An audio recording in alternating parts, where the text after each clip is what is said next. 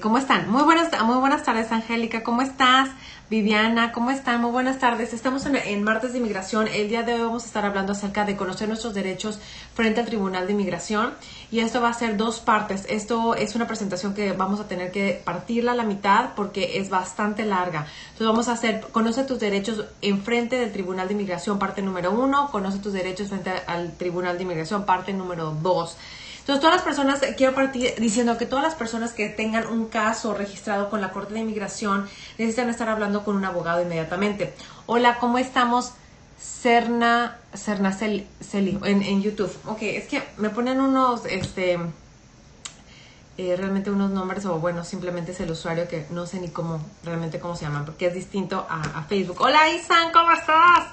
Muy bien, entonces como les estoy diciendo, si tienen un caso registrado en la Corte de Inmigración, necesitan hablar con un abogado inmediatamente. No le estoy metiendo presión, no le estoy metiendo miedo, simplemente por la decisión de la Corte Suprema, Nis Chávez, donde se le está autorizando, bueno, donde se está, realmente el razonamiento es y la decisión dice que si hay deficiencias en la demanda, que ahorita vamos a estar hablando acerca de la demanda, es por eso que quiero hablar justamente de los derechos. Conoce tus derechos y conoce las expectativas que tú tienes que tener cuando estás frente a un tribunal de inmigración. Cuando esa demanda que está expedida, que está registrada, que es lo que arraiga el caso directamente con la Corte de Inmigración, tiene deficiencias. Y tiene deficiencias, ¿por qué? Porque lo que marca en el registro, lo que marca en la ley es diferente con lo que se está haciendo, entonces no se puede arraigar, no se puede tener ese caso directamente en la Corte de Inmigración. Entonces, por lo tanto, se tiene que acabar, se tiene que terminar, ¿sí? Pero bueno, estoy aquí en la casa y estoy así como que estoy escuchando nada más como a las cigarras están chocando enfrente de los vidrios. Pero bueno, ahí estamos en Cincinnati, Ohio, y aquí en Cincinnati existen muchas cigarras. Yo no, o sea, pero bueno. Entonces, el punto es este. Entonces, vamos a empezar con todo esto. Vamos a empezar a hablar cómo se inicia todo este proceso de la Corte de Tribunal, el caso en el Tribunal de la Corte de Inmigración. Y se inicia con esta demanda. Es como todo otro caso judicial. ¿Cómo se inicia? Pues alguien te demanda, alguien te está diciendo, te está mandando a la corte, te están demandando por algo. ¿Por qué es esto? Bueno, porque no tienes papeles, finalmente. Pero entonces, ¿cuáles son las cosas que tenemos que ver en esta demanda? Y esa demanda, sí, las cigarras, siquiras, en inglés, siquiras, en español, cigarras. Entonces, pero bueno, ¿cuáles son los elementos necesarios que se están exigiendo al gobierno que se pongan en esta demanda? Porque no es tan fácil. Imagínense, chicos, cuando nosotros estamos demandando a alguien civilmente, que también inmigración es civil, pero pónganse que estamos demandando a alguien en una corte civil porque nos debe dinero, ¿ok? Entonces, tenemos que poner todos los elementos necesarios en esa demanda, porque si no, a la hora que se les entregue, se le notifique esa demanda a la parte contraria y vaya con un abogado, le van a decir, no, esta demanda le hace falta A, B, C y D. Entonces, señoría, como le hace falta A, B, C y D, por favor, cierra el caso completamente y que no se tome en cuenta esa demanda que se registró. Básicamente es eso, se tiene que evaluar lo que se tiene la demanda y se empieza con esta notificación de comparecencia. Así se llama, una notificación de comparecencia con la Corte de Inmigración. Hasta arriba podemos ver que dice NTA, Notice to Appear, ¿ok? Notificación de comparecencia a la Corte de Inmigración. Entonces, en esa parte tenemos que empezar a saber que cuando se nos da este documento, notificación para comparecer frente al Tribunal de Inmigración, significa que estamos siendo demandados para comparecer frente a un juez de inmigración a decirle cómo planeamos quedarnos en Estados Unidos con documentos. Hoy justamente estaba hablando con una señora y me dice, ¿sabe qué? Se terminó el caso en la Corte de Inmigración, una gran noticia para ella bajo este nuevo caso. Nis Chávez lo terminamos. Pedro hizo un excelente trabajo. Pedro, mi hermano que está en la oficina, y no es Luis. Luis es mi socio, mi amigo del alma, mi hermano, mi compañero de vida. Pero mi hermano de sangre es Pedro Díaz. Entonces, y él está también ahí en la oficina y es abogado, y él justamente puso todos los argumentos directamente para poder terminar estos casos y lo otorgaron. Entonces, cuando se le dijo a la señora, se terminó el caso, y eso es algo súper confuso, porque me dice, ¿qué se terminó? Ya no tienes audiencia, se terminó, se acabó el caso, se cerró, ya no hay audiencia, ¿no? Entonces ella me decía, pero yo simplemente pedía que me dejaran aquí. Yo quería, que si no me daban el asilo, yo quería pedirle al juez que me dejara quedarme, aunque no me diera nada. Y yo decía, bueno, es que eso no iba a ser posible. Jamás un juez te va a decir, ok, no te doy nada, voy a cerrar el caso, pero te voy a dejar quedar aquí en Estados Unidos sin papeles, o sea, sin documentos. Nunca, nunca.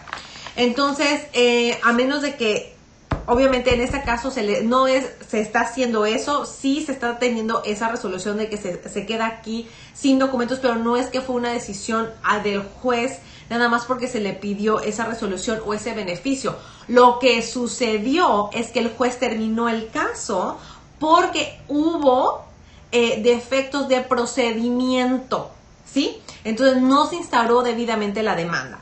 Entonces, en esta notificación de comparecencia, justamente lo que tenemos que ver es que hasta arriba de la notificación de comparecencia existe el número de caso. Toda demanda que se arraiga, que se registra en una corte, tiene que tener un número de caso. Cuando vamos a la corte criminal, tiene un número de caso. A la corte de relaciones domésticas, divorcio, custodia, tiene un número de caso. Es como lo estamos identificando.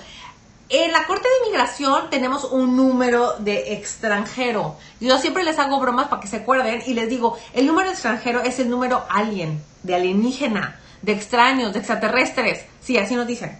Entonces, en inglés, alien quiere decir que es algo foráneo. Entonces, por eso le pusieron el número de extranjero, pero en español obviamente nos están diciendo como alienes.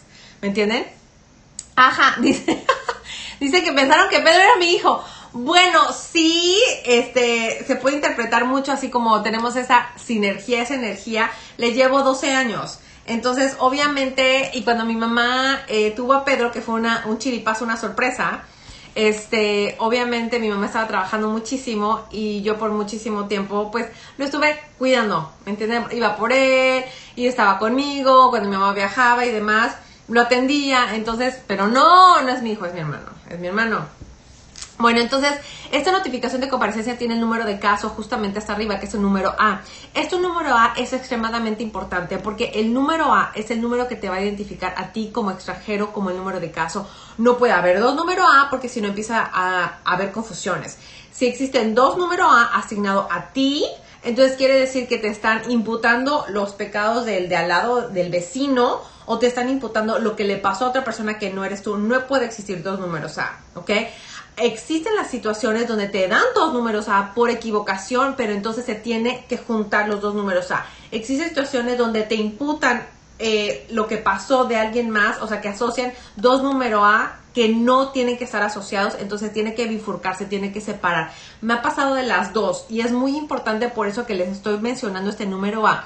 El número A, cuando vamos a hablar directamente a la Corte de Inmigración, que hay un número específico, que se lo pongo en los comentarios, que es 1-800, donde podemos hablar si tenemos un caso registrado con la Corte de Inmigración para saber qué es lo que está pasando.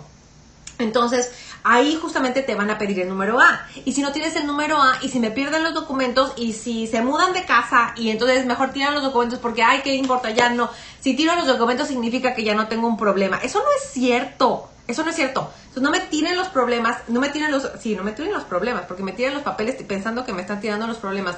Si se mudan de casa, continúan con esos documentos. Sinceramente, lo que yo haría para que nunca se les pierdan es que los escanearía y me los automandaría al correo electrónico, para mi correo electrónico, para de tal manera que siempre los tenga. Porque siempre que llegan a la oficina, siempre les pido, ¿dónde están los documentos? ¿Dónde está la notificación de comparecencia? ¿Dónde está tu demanda?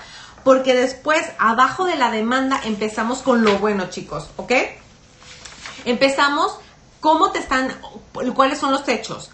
Ahí justamente en la demanda viene que tú entraste a Estados Unidos en un lugar que no lo saben, en una fecha que no lo saben, pero que apareciste aquí. Que tú eres de México, que no eres un ciudadano de Estados Unidos. Entonces, es ahí cuando se le tiene que preguntar a la persona, oye, tú eres esto. O sea, si dicen, tú eres de Honduras, de Chile, yo digo, no, yo no, o sea, no, ellos piensan que soy de Honduras, no, yo soy de México. Aguas, no se clarifica, simplemente se niega, ¿cierto? Entonces, es ahí cuando nosotros como abogados tenemos que empezar a repasar cuáles son los hechos bajo los cuales están demandando al inmigrante. Y todo esto no lo sabemos porque generalmente no nos esperamos como clientes, como inmigrantes que estamos siendo notificados a la Corte de Inmigración a saber ok, tengo que ir a la Corte de Inmigración, pero no vamos corriendo, vamos a ver qué es lo que pasó antes de esta notificación, si todos los procedimientos están correctos en base a derecho, ¿sí? Ahora, después de que me dicen cuáles son los hechos, están citando justamente el código por el cual quieren removerme. El código por el cual quieren removerme de Estados Unidos, ahí justamente dice que a lo mejor soy una persona que entró a Estados Unidos sin una visa, sin admisión, sin pedir permiso, etcétera, ¿ok? También se tiene que ver porque cuando uno contesta la demanda, uno va a tener que decir, sí, su señoría, nosotros aceptamos y concedemos el cargo, así se llama, el cargo por el cual lo quieren remover. O negamos todo. Negamos todo. Y ahorita les digo qué pasa cuando negamos todo. Todo el mundo se pone así, ¿cómo que niegan todo? Pero bueno, sí lo he hecho, he salido hasta con gritos de la jueza, pero bueno, no importa. No me va a morder, ¿cierto? Bueno, cual que sí, pero bueno. Entonces, bueno, finalmente hasta abajo donde está la notificación de comparecencia, justamente dice dónde te tienes que presentar, es justamente cuándo te tienes que presentar ahí. Y es justamente eso, ahí, el meollo, el punto, en donde lo más importante, ahorita estamos diciendo que la Corte Suprema clarificó una decisión que había ya dado acerca de este requerimiento de poner dónde y cuándo te tienes que presentar, ¿cierto? Porque no te pueden decir, Deifilia, te tienes que comparecer en la Corte de Inmigración y de repente dicen, ok, ¿cuándo? ¿Dónde? O sea, hay millones de cortes de inmigración, ¿cuándo? ¿De qué es lo que está sucediendo, no? Entonces, lo que estaban haciendo los muy flojos de inmigración, porque no tenían la forma, no tenían la forma de darse cuenta cuándo va a ser la corte o dónde va a ser la audiencia. Entonces, lo que estaban poniendo era TDB, T de Tito, B de bueno, D de día. Eso en inglés quiere decir to be determined, para ser determinado en un futuro. Entonces, después lo que pasaba es que la Corte de Inmigración, cuando recibía los documentos, al juzgado que se mandaban estos documentos donde se radicaba esta demanda, entonces ya expedía una notificación adicional a este inmigrante, a Deifilia Díaz, para que se presentara a la Corte de Inmigración para hacerle frente a los cargos. Ojo, pero ¿qué pasa si el inmigrante ya se mudó o el inmigrante no ha actualizado su dirección? A lo mejor nunca le llegaba. ¿A qué pasa si el inmigrante nunca estuvo al tanto llamando a este número, al 1-800, que ahorita se los pongo, y si está Jessy por allá o alguien de la oficina me está viendo, si me lo puede poner en los comentarios para decirlo al aire? Entonces, realmente nunca sabía cuándo y dónde se tenía que presentar. Entonces, esto es lo que se dijo en este nuevo caso. No se le puede dejar al inmigrante que no conoce la cultura, el sistema judicial americano, el idioma, y apenas viene llegando, o sea, apenas está encontrando el norte, que él descubra dónde y cuándo y cómo se tiene que presentar. Yo creo, así dijo el juez, el juez que puso Trump, dijo, yo creo que es muchísimo más fácil para el gobierno de Estados Unidos, dado que tiene la infraestructura de vida, que se ponga las pilas y se ponga a determinar cómo se le puede dar esta información al inmigrante, y entonces no se le pueda realmente poner a parir chayotes, o sea, realmente a que se ponga como loco a buscar en dónde y cuándo, y de repente se le vaya porque no tenía conocimiento y ya fue ordenado deportado, ¿no? Entonces, es por eso, justamente por eso, es que les estoy diciendo que tienen que buscar un abogado si tienen una corte arraigada en el Tribunal de Inmigración, porque se puede terminar. Si básicamente los 99 o 98% de todas las demandas tienen esta deficiencia, tienen justamente esa deficiencia. Bueno, ¿qué pasa cuando nosotros vamos a negar los hechos o cuando le decimos no, nosotros no vamos a conceder el cargo por el cual me quieren deportar? No se tiene que aceptar. Ok, el gobierno lo registra. Entonces nosotros tenemos que contestar esa demanda y generalmente lo vamos a contestar en una audiencia oral. Generalmente se contesta en una audiencia oral. Entonces, en el momento que nosotros decimos, sí, acepto todo lo que me están demandando, pues obviamente ya le quitamos la tarea al abogado contrario. Y en este caso el abogado contrario es el gobierno. es el fiscal de inmigración. Ya le quitamos esta tarea porque era el deber de él comprobar que todo lo que dice en la demanda sea cierto. Entonces, muchas veces, dependiendo del caso, porque no siempre o sea, realmente como estrategia legal, siempre lo puedes negar, pero como estrategia legal, realmente yo no soy de la que siempre se va a negar todo. ¿Por qué? Porque muchas veces los cacharon con las manos en la masa, ¿no? Que quiere decir que los agarraron justamente cuando estaban entrando a la frontera y se puede ver que no son de aquí, que obviamente vienen de México o tenían un documento, no sé, del país de origen. Entonces, ahí obviamente se puede ver que simplemente lo estás haciendo por estrategia de dilatar el proceso y obviamente eso lo que hace es te desacredita con el juez de inmigración. Entonces, ¿cuándo lo he hecho? Cuando realmente no existe información suficiente, y es por eso que cuando son detenidos, son arrestados las personas, yo les digo, solamente di tu nombre. Te van a estar preguntando de cómo, cuándo y dónde, de dónde eres para poder ponerlo en la demanda. Y entonces cuando tú niegas los hechos, entonces van a salir, no, él declaró esto, ¿sí? Entonces si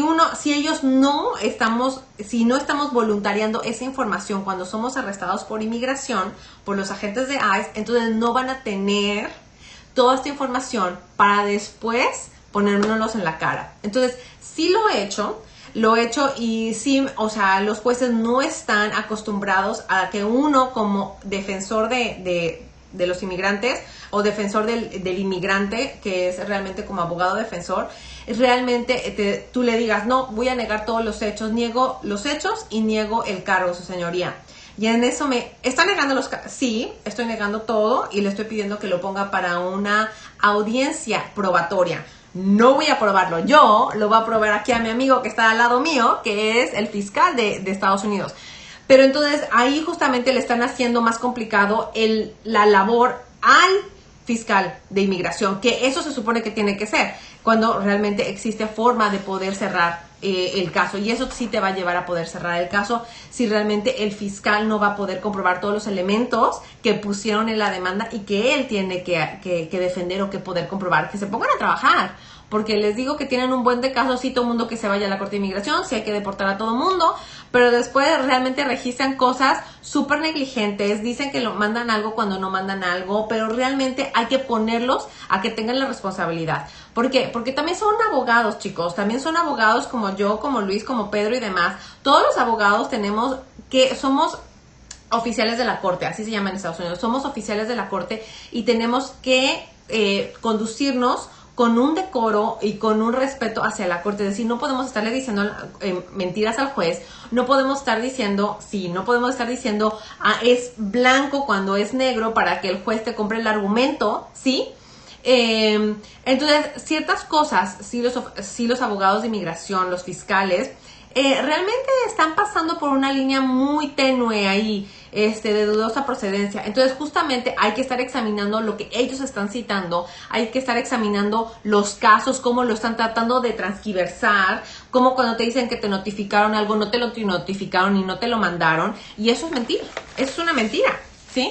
Entonces, bueno, ya hablamos acerca de los cargos, ya hablamos acerca de los hechos, también ya hablamos acerca de realmente el código y todo eso lo pueden estar hablando directamente con su abogado, ¿cierto? Ok, ¿cuáles son las expectativas que tienen que tener cuando están presentándose a una audiencia, a un juzgado de inmigración? Para empezar, tienen que irse con muchísimo tiempo. Por regla general, todas las personas no viven cerca de un tribunal de inmigración. Aquí en Ohio lo tenemos en Cleveland. En Kentucky estaba en Louisville, pero esa corte está cerrada en este momento, no tengo idea por qué la cerraron. Pero entonces tenemos que ir hasta Memphis. Ok, ya sea Louisville o Memphis, nos queda bien lejos. Yo estoy en Cincinnati, entonces quiere decir que para arriba, para el norte, me queda por lo menos 3 horas manejando en el carro, ¿ok? Entonces no cuenta el tiempo de que me bajo del carro, corro a la corte y me subo, porque es en el piso 13º y otros pisos adicionales que ya pusieron. O puedo llegar a Louisville o muchísimo más lejos puedo llegar a Memphis. Entonces, si ustedes no tienen un abogado, van a tener que comparecer presencialmente, ¿ok? Si tienen un abogado, obviamente por todo esto de COVID que me encanta, no COVID, pero me encanta que nos hemos relajado y hemos encontrado maneras flexibles para hacer y desarrollar nuestro trabajo. Y esto me refiero que la Corte de Inmigración también ya está permitiendo hacer juicios, litigios por medio de videoconferencia, en donde no solamente es conferencia de voz, sino es video también. Entonces, en su antigüedad, antes de COVID, lo que estábamos haciendo, los abogados no teníamos videoconferencias en ese entonces, lo que estábamos haciendo ya cuando tenemos un caso arraigado y cuando estamos representando al inmigrante, a nuestros clientes, le pedíamos al juez que nos apruebe una comparecencia telefónica. Había unos jueces súper malos de que nos obligaban a ir hasta allá. Entonces, en ese momento se tenía que balancear si podíamos contratar o contar con un otro abogado que nos estuviera cubriendo. Esto es súper injusto porque entonces solamente se le hace muchísimo más difícil al inmigrante ser defendido, ¿ok? Entonces, bueno, ya se puede comparecer vía telefónica, pero tienes que tener un abogado. No te van a dejar comparecer vía telefónica si no tienes un abogado, porque se tiene que hacer una petición por escrito para el abogado y para el inmigrante. Entonces, si no tienes abogado, te tienes que ir con muchísimo tiempo y tienes que comparecer vía presencial. Si no compareces vía presencial, entonces te van a ordenar deportado en tu ausencia. No te va antes, les estoy hablando hace como unos 5 años o más. Me acuerdo justamente de un cliente que se dio a la fuga y nunca más lo he encontrado. Entonces, a la hora que vino la audiencia, pues, ¿qué me quedó? Nada más ponerle la cara, bueno, ni le puse la cara, nada más le puse la boca a la jueza, porque yo así de, pues, no llegó, sí estaba completamente monitoreado acerca y tenía aviso justamente que tenía que comparecer el día de hoy. Y me dijo, bueno, está bien, ¿tú crees que va a aparecer? Y yo, pues, ¿qué le iba a decir? No. Yo digo, no, pues sí, señoría, sí, yo creo que a lo mejor está estudiando o lo que sea. Entonces me dijo, bueno, yo creo que te voy a dar otra comparecencia y le di otra oportunidad. Ya no las dan. Si usted no está ahí en el momento que lo van a llamar para la audiencia, lo van a ordenar deportado en ausencia. Así sea que le diga, su señoría, pero estaba aquí en la ventanilla pidiendo informes. No, si ya se registró y ya te llamó y no estabas ahí cuando te llamó, ¡pum!, van a expedir una orden de deportación en ausencia, lo cual quiere decir que el caso se terminó, pero se terminó de una manera muy perjudicial para ti, porque ya te ordenaron deportado y esa orden de deportación, si no la vas a apelar en 30 días, queda en firme, ¿ok? Entonces, estar a tiempo. Todos los juzgados de inmigración tienen seguridad, tienen líneas para seguridad para entrar. Entonces, te van a detectar un detector de metales y también vas a tener que pasar todas tus cosas, tus pertenencias por una banda para ver para ver qué es lo que tienen, para ver si no tienes flamables, si no tienes objetos punzocortantes, si no tienes armas, etcétera. Entonces, tienes que tener ese tiempo para tomar en tiempo de que tienes que hacer una línea, tienes que hacer una fila para que obviamente pases seguridad. Eso más o menos te va a llevar como unos 15 minutos, si bien te va. Y también tienes que tener el tiempo para perderte, porque generalmente se pierden. La otra vez estaba en la Corte de Inmigración en Cleveland y mi cliente estaba, pero del otro lado, por donde estaban entrando los contratistas. Y me decía, estoy aquí. Y yo, pues no te veo. Yo estoy en la entrada principal y voy con los de seguridad. Le dije, ¿hay 2 entradas a este edificio? No, solamente hay una. Y me decía, aquí estoy, aquí me marca el GPS. Y no, les juro que no sé cómo dio ahí. No sé ni cómo, porque no sabía ni cómo llegar ahí. Entonces yo estaba así, mira, ¿sabes qué? Llegamos con 30 minutos de anticipación para subir al juzgado. Bueno, las 30 minutos se la pasó perdida. Y yo con el Jesús en la boca. Entonces le dije, ¿sabes qué? Mejor me subo. Ya la cordilla estaba a punto de... Ya, porque no me encontraba, no sabía ni cómo decirle. Entonces le dije, ¿sabes qué? Me subo al juzgado, prefiero aguantar al juez, a la jueza, y que tú llegues allá. Pero no, sí llegó y ya, bueno, nos subimos. Pero por eso les digo, dense tiempo también para esos imprevistos, porque se pueden perder. Y lo más seguro es que se pierdan con los nervios que están llevando, ¿ok? Cuando ustedes llegan a la corte, tiene que haber una ventanilla, un salón de espera. Y es ahí cuando viene y circulamos la información. ¿Se acuerdan que les estaba diciendo acerca del número A? Bueno, pues ahora es cuando lo usan también, porque el caso van a preguntar en qué sala me toca. Y entonces la única forma para saber en qué sala les toca es con qué juez. Y saber con qué juez es que los van a poder asignar con este número A, es número de caso, su número de inmigrante. Entonces, para poder saber dónde les toca, se pueden firmar, pueden decir y pueden firmar que ya llegaron en la ventanilla. Eso era antes, no sé qué está sucediendo ahorita, porque hace muchísimo que no voy a Cleveland y lo hago de manera presencial. pero si tienen que llegar ahí, tienen que ver en dónde tienen que entrar. Después de eso se tienen que conducir directamente a donde está el salón del juez. No se esperen afuera, no va a ir por usted a donde está, al salón de espera, o a lo mejor sí, si esas son las medidas de COVID y en cada corte son diferentes. Entonces, asegúrese que usted tiene que estar donde tiene que estar, porque si no, me lo pueden llamar y lo pueden ordenar deportado en ausencia. Entonces, cuando usted entra a la corte, generalmente hay unas bancas, así como de iglesia, en donde uno se sienta y me apagan los celulares. Me apagan los celulares porque si no me los van a botar de la sala.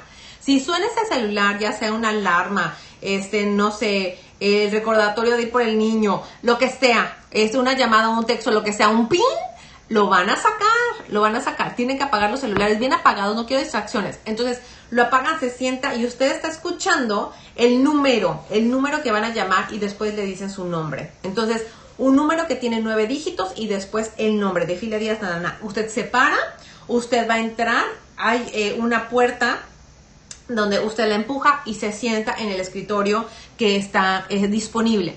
Cuando se sienta ahí, tiene que estar escuchando y usted me dice, pero no hablo inglés, Day, no hablo inglés.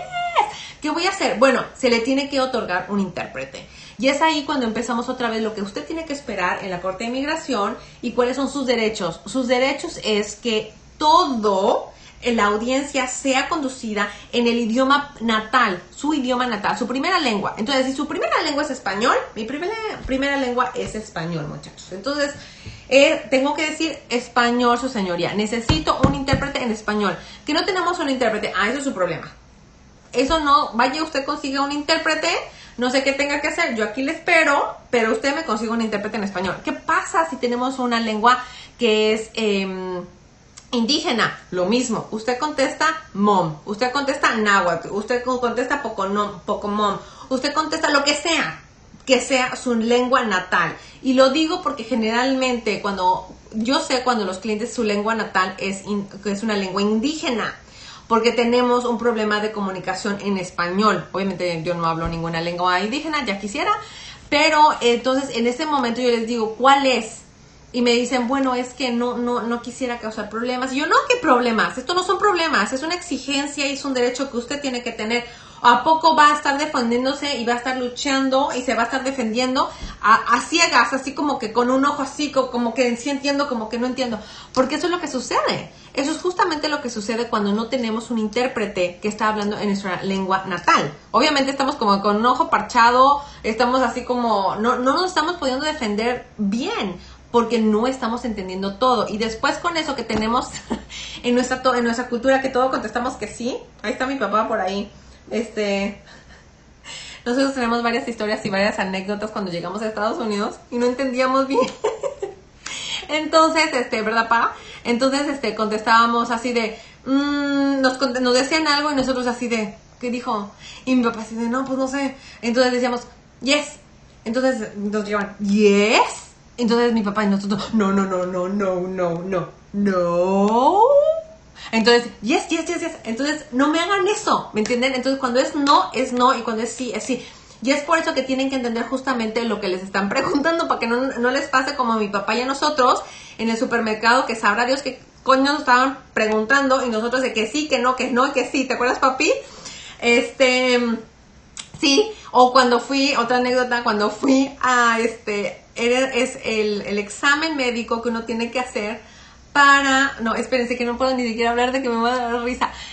Cuando uno va a ir cuando ya está aplicando a la residencia, uno tiene que ir a un examen médico y justamente el doctor te está checando ahí tus reflejos. No, bueno, no sé qué te está checando. Entonces a mí, o sea, te pone los dedos así y me dijo, squeeze my fingers.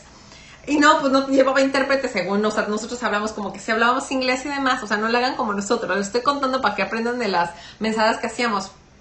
Entonces yo agarré los dedos y se los levanté así de, ¡ah! Entonces me dice, o sea, pues casi le trueno los dedos, y entonces me decía, squeeze my fingers, y yo, no, pues no sé qué es squeeze my fingers. Entonces yo le volví a tronar los dedos como para el lado y me decía, así como que ya lo estaba lastimando y me dice, squeeze my fingers. Y yo, no, pues yo no sé qué hacer. Entonces los jalaba y yo, o sea, pues me daban los dedos y yo así se los jalaba, se los doblaba y así me decía, hasta que me dice, squeeze my fingers. Y yo así de, apriétame los dedos. Ay, pues por eso hubiéramos empezado. Venga, yo se los aprieto. Sí, entiendo cuáles aprietan, ¿no? Estoy sudando de que me estoy tragando la risa. Oh my God. Entonces, bueno, no sean como yo, no sean como mi papi y nosotros que no entendíamos y contestábamos una cosa por otra, dándoselas de valientes, que no necesitábamos intérpretes, ¿no? Entonces, bueno, necesitan un intérprete y esto necesita ser en su idioma natal, ¿ok?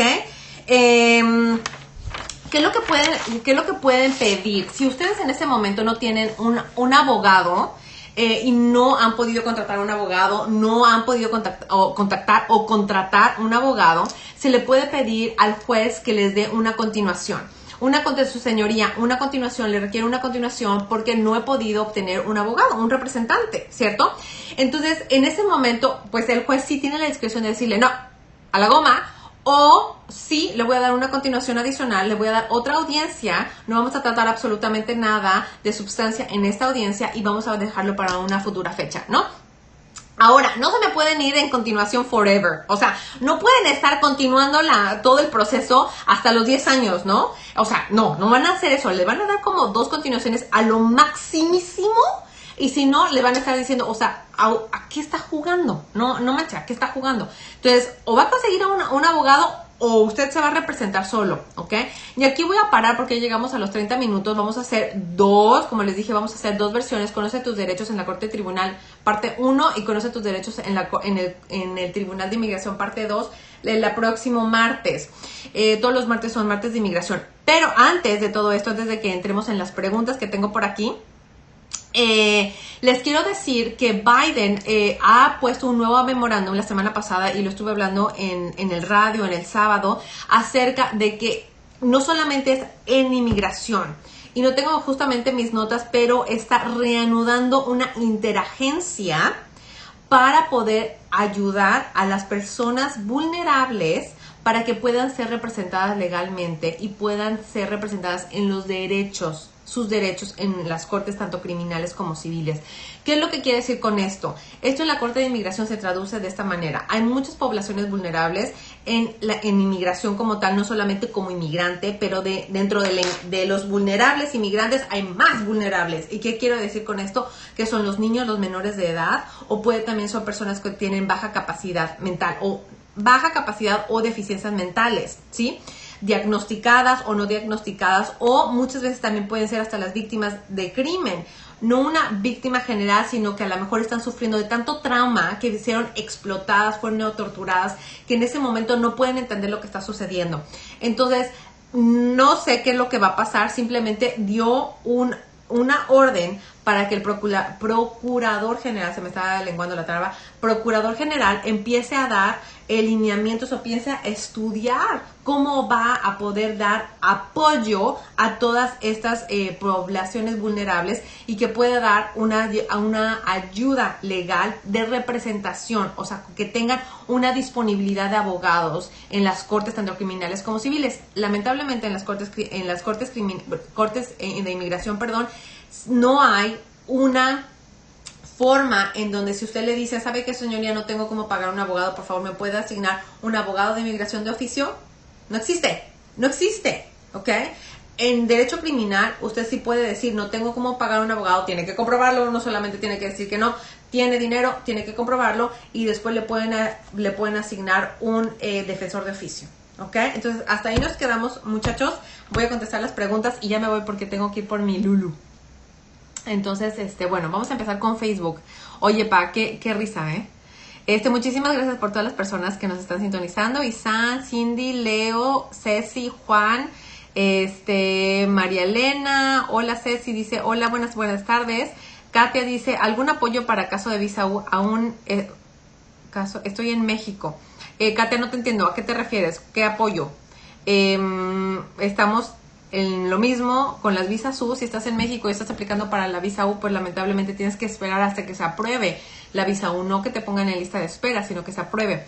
Si te ponen en la lista de espera, dependiendo de la situación, dependiendo de tu vida, tus hechos y demás, a lo mejor se puede someter una petición para que te dejen entrar humanitariamente, por razones humanitarias.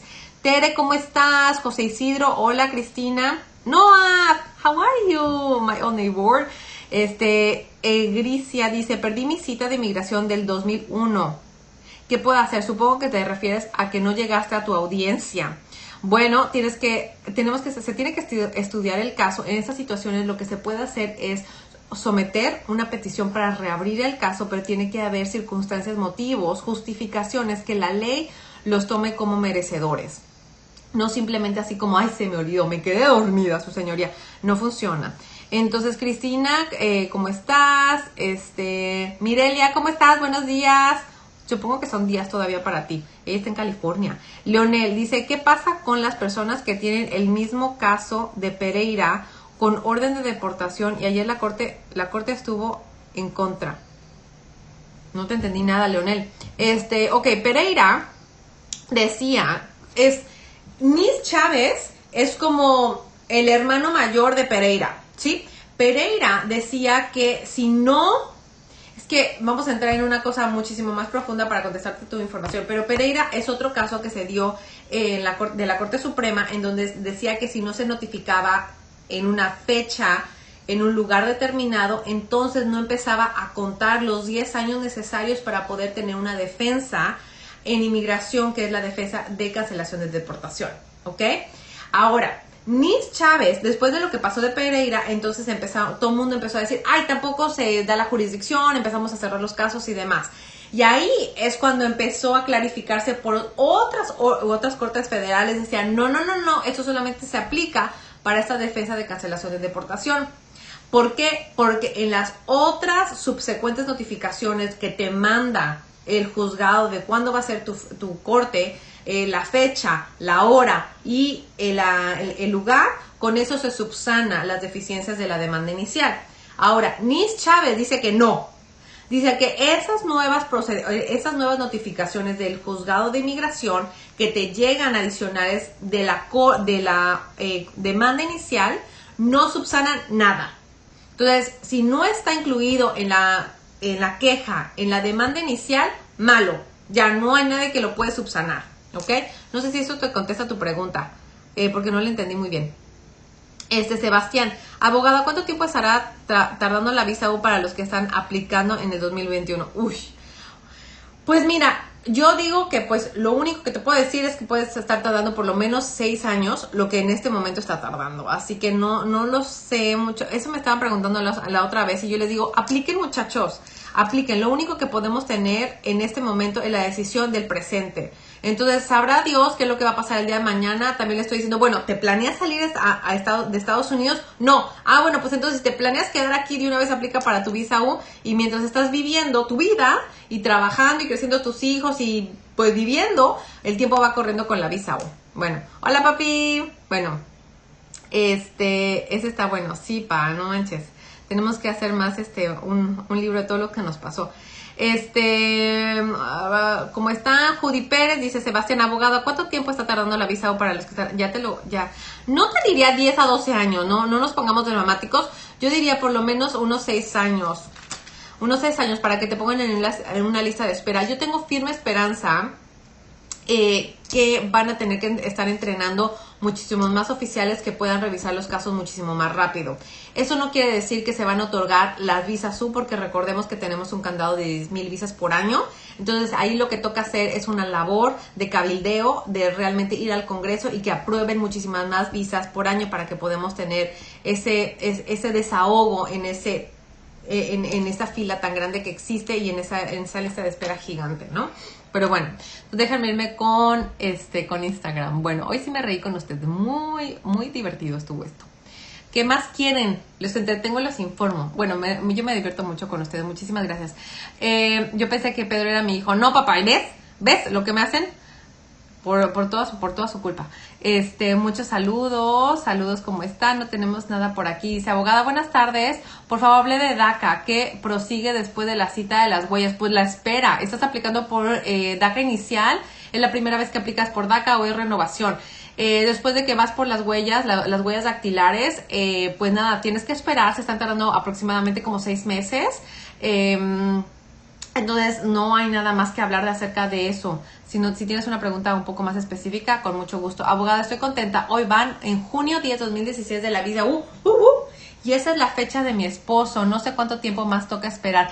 Mira, vamos a celebrar, porque sí es digno celebrar que por fin ya están acercándose a tu caso. En mi experiencia es que solamente están publicando una fecha y es una fecha aproximada. Porque los mecanijos, o sea, dan una fecha y no es que todos los casos que están con Vermont o Nebraska, que son los centros de procesamiento de las visas U, significan que no hay ninguno que está antes. Yo tengo 2 por lo menos que están atrasados y yo les he dicho a los clientes tenemos que empezar a presionar, pero ellos me dicen no, qué tal si esto, qué tal si el otro. Entonces bueno, la decisión ahí sí es del cliente, no se les pierden los casos, pero muchas veces depende también del oficial, ¿ok? Bueno, chicos, esto se acabó. Bueno, espero que les haya divertido, aunque sea un poquito. Yo sí me divertí mucho acordándome todo lo que pasamos. Acuérdense que no se apegan de las cosas malas, como dice Luis. Les recuerdo que la misión en Valencia Díaz es empoderar, luchar y defender por todos los miembros en grupos minoritarios para que puedan alcanzar su máxima satisfacción aquí en Estados Unidos en compañía de sus seres queridos. Y nosotros manifestamos esa misión siendo abogados de inmigración. Los invito a que me dejen comentarios, que me manden emojis, etcétera, para que podamos alimentar el algoritmo tanto de Facebook, de Instagram, y todo este video pueda aparecer a otras personas que también tengan este mismo interés y compartan este video. Se los agradecería de corazón. Soy la abogada de Filia Díaz de Inmigración, 513-618-2005. Que estén muy bien. Nos vemos hasta mañana tecito, después el jueves visa U, el sábado con Luis, o a lo mejor me toca a mí porque él se va de vacaciones, y si no, hasta la próxima semana. Que estén excelente. Hasta luego. Bye, Instagram.